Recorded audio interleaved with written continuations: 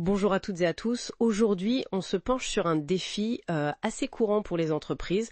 Comment gérer les documents de tous les jours et en même temps s'assurer qu'ils sont archivés correctement sur le long terme. Oui, c'est souvent deux processus séparés, et ça peut vite devenir compliqué. Exactement. Et c'est là qu'intervient la solution qu'on explore aujourd'hui. Qualitel Doc Archivage. On va s'appuyer sur un document qui en détaille le fonctionnement. Notre objectif, c'est de voir si cette promesse d'unifier la gestion documentaire, la GED, et l'archivage électronique, le SA, si ça tient vraiment la route. Alors justement, le point de départ, si j'ai bien compris le document, c'est que ce n'est pas juste une GED. C'est une fusion, c'est ça. C'est l'idée.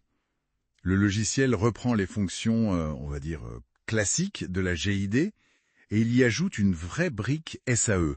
Un système d'archivage électronique. C'est cette combinaison qui est intéressante. D'accord. Commençons par le commencement alors. La partie classique, la GID, qu'est-ce qu'elle couvre concrètement? Le document a l'air de dire que c'est assez complet. Oui. On retrouve les bases solides, gestion de tous les types de documents, documents de référence, documents protégés, peu importe le volume. Ok. Il y a aussi les workflows, donc les circuits de validation, les alertes, les relances automatiques. Tout ça est personnalisable. Ça c'est pratique pour automatiser. Tout à fait.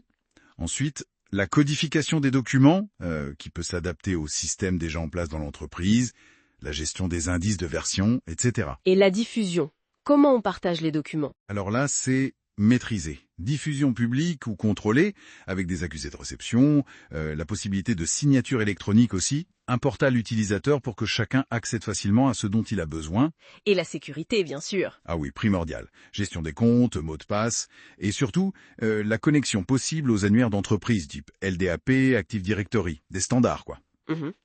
Et il y a aussi le support multilingue et des outils pour les notifications automatiques, les statistiques, et un point très important, la traçabilité.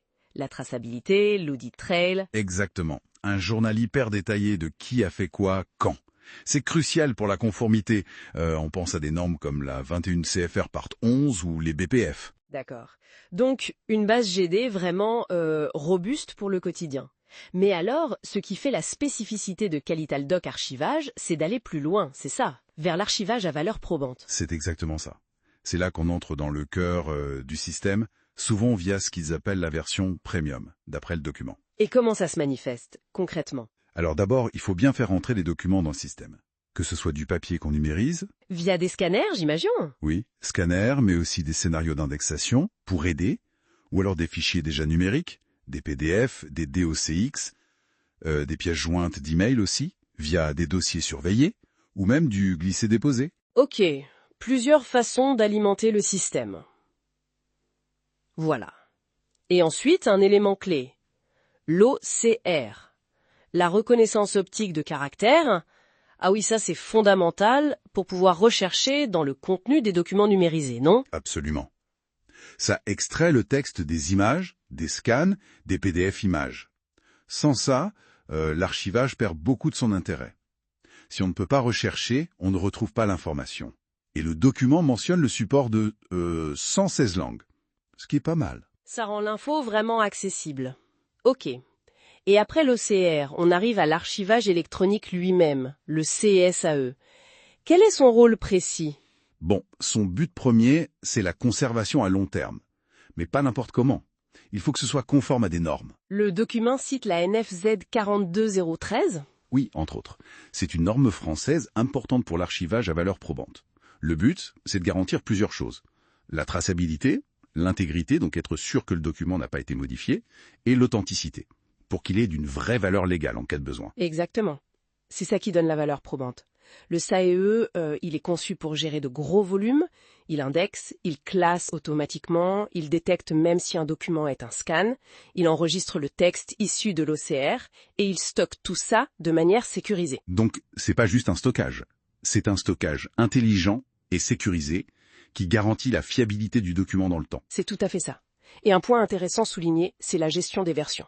Quand on révise un document, hop, l'ancienne version est automatiquement envoyée à l'archivage. Ah, ça c'est bien pour l'historique. Voilà. Et on peut configurer combien de temps on garde chaque type de document et comment on les détruit de manière sécurisée à la fin. Ça assure un historique complet, fiable. C'est essentiel. Ok, donc si on essaye de synthétiser ce qu'on a lu, QA-Hiltel Doc Archivage se présente vraiment comme une solution globale, une GUD efficace pour tous les jours et un SAE sécurisé et conforme pour le long terme. Le tout intégré. C'est l'idée maîtresse, oui. Fluidifier le passage de la gestion active à la conservation passive, mais sécurisée. Gérer tout le cycle de vie du document, de sa création ou sa réception jusqu'à sa destruction éventuelle. Bon, pour conclure notre discussion sur ce document, ce qu'on retient, c'est vraiment cette fusion GD et SAE.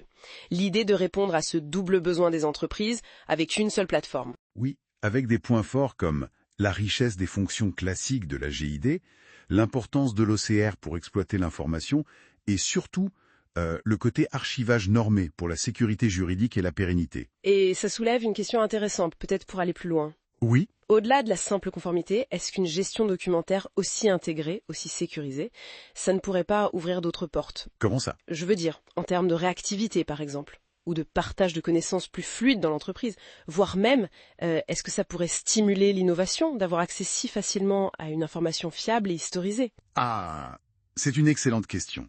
C'est vrai qu'on pense souvent conformité, réduction des risques, mais une information bien gérée, accessible, fiable, c'est potentiellement un vrai levier stratégique caché. Ça mériterait réflexion, oui. Comment transformer cette efficacité opérationnelle en avantage concurrentiel? Intéressant.